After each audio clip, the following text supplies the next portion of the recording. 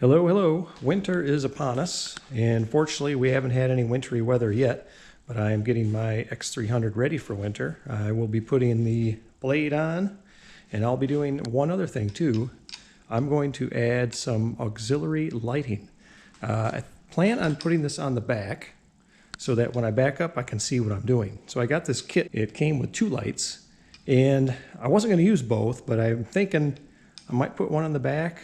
Could put two on the back, or I might put one maybe on the front somewhere, kind of facing off in one direction.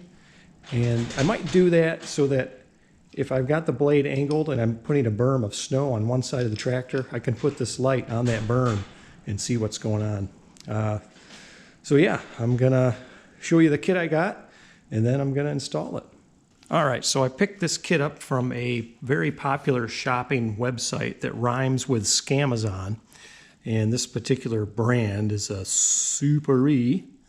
It is more than brighter. So we have bright, and we have brighter, and we also have more than brighter. So this sounds like it's pretty good. So I got this because the lights were, they're about 4 inches or so, about ideal.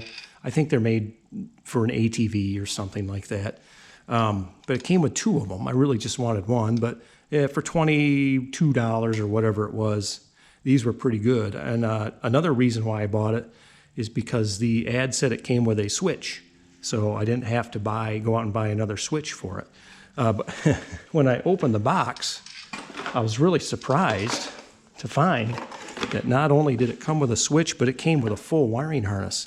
So it's got this nice heavy wiring that's probably going to be good for outside, good all-weather type wiring. And it's got a relay, and it's got a fuse, 30 amp fuse, which I thought was kind of high. I was expecting maybe a 10 or 15, but that's okay. And then it's already got eyelets on it for power and ground. So I think I can just put these right on the battery and get it wired up real quick. So I don't plan on leaving all this stuff on the tractor all year. I'm just gonna put it on for the winter, and then when I'm done, take it off. So just having these eyelets on the battery, I'm fine with that. So the other side of the wiring has big long leads that terminate with shielded spade connectors for the lights. And then it's also got a lead for a switch with a little rubber grommet around it, a little rubber boot to keep it safe. And it's lighted as well, I understand. So it's pretty darn nice. I'm really surprised. And it's heavy wiring too. I've gotten kits like this before, and they've got really puny wires on them. Not too impressive. I would say the only thing that I'm disappointed in this kit so far is that the leads on the lights don't have anything on them. They have real short pieces of wire stripped away with the insulation stripped away. So that's not that big of a deal. I can deal with it. But with all this other stuff, why not put spade connectors on here as well? So I went out and I bought some spade connectors to use. Went and visited my local big box store and got all that stuff. So, and it also comes with some mounting hardware that, so there's a nut floating in there already, and I think it's supposed to mount kind of like this.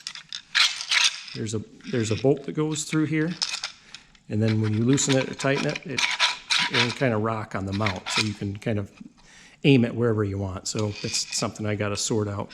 I didn't want to drill holes. Came with nuts and bolts and everything too. I didn't want to drill holes in my body, so what I plan on doing, I went ahead and got one of these great big heavy-duty magnets from the big box store, and you can get these just about anywhere. I'm going to use 5/16 bolts. This hole I think is too small. I'll have to drill it out, which is kind of a drag because the shavings will just stick to the magnet. So I gotta work around that. Maybe I can wrap plastic around it or something. But yeah, I can just mount the light to this and then stick it on the body somewhere. And that way I can move it around if I have to. All right, so I got my relay and harness kind of in place.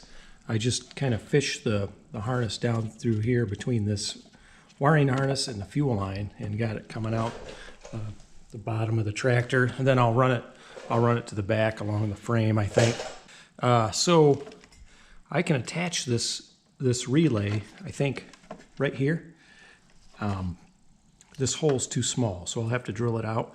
This is, I think, an M6 bolt, and it looks like it'll fit pretty good. There's already a relay here for part of the tractor's harness. And then the ground, I was originally going to run it just to the ground on the battery. I think instead what I'll do is I'll run it down here to the ground for the starter, well, the starter solenoid. I think that's a safer place for it. And then the power wire, of course, I'll just put that to the battery. Now, ideally, I could use this empty slot in the fuse block and just put it there. See, there's power. There's power right here to this whole fuse bus here. And the thing is, though, I need a special connector to crimp onto my power wire to insert the fuse, and I don't have any of those right now, but I think that would be a really good future update, and the wiring would be a little more permanent then. So I'm going to go ahead and get this mounted and then start routing the wires. All right, got all my connections made. I've got my relay mounted, drilled out the mount a little bit, went right in. Got my ground down here, made my connection to the battery. To do that first, I pulled the fuse and then made the connection. I haven't put the fuse back in yet.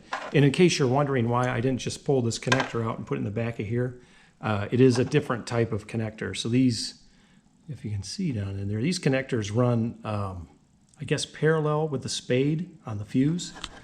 But these connectors in here go the other direction. They run like perpendicular to the fuse, and they're actually look like a better kind of connection too. This is just kind of cheap, but I think it'll work just fine.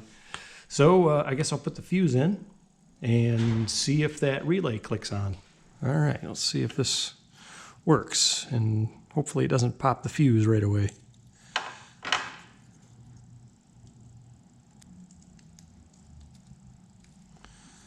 Okay, fuse is in. Got the switch. Oh, switch lights up.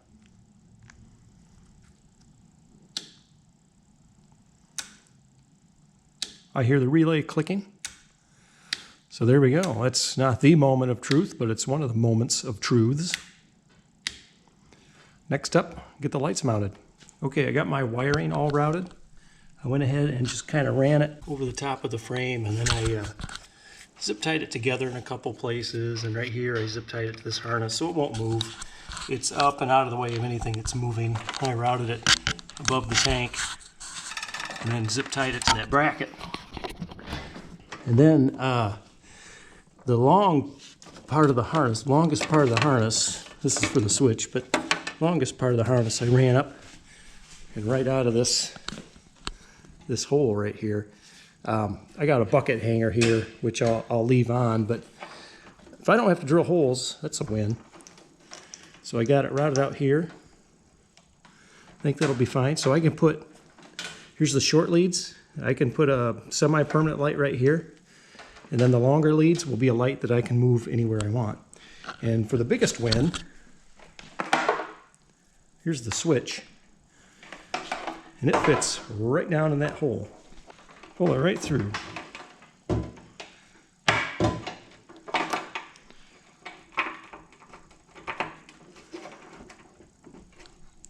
It wedges in there pretty good. So I can reach around the back of the seat while I'm operating, put my hand right here and hit that switch. I got my hardware all mounted to the magnet. Just a warning, the hardware that it comes with it is metric. Not that big of a deal, but remember there's a captive nut in here. So if you lose the bolt for that nut, make sure you get a metric one. I think it's an M10, could be an M8. Pretty sure it's M10 though. So I got my magnet wrapped with tape so I can pretty much stick it anywhere I want. And what I'm thinking is there might be times when I want a light, an extra light out front. I can just put it right there and it'll shine down on the ground where I'm pushing snow. Or maybe there's a curb over here, something I want to avoid. Just get a little extra light that way. So I think that'll do it. We can go ahead and test it out. Everything works.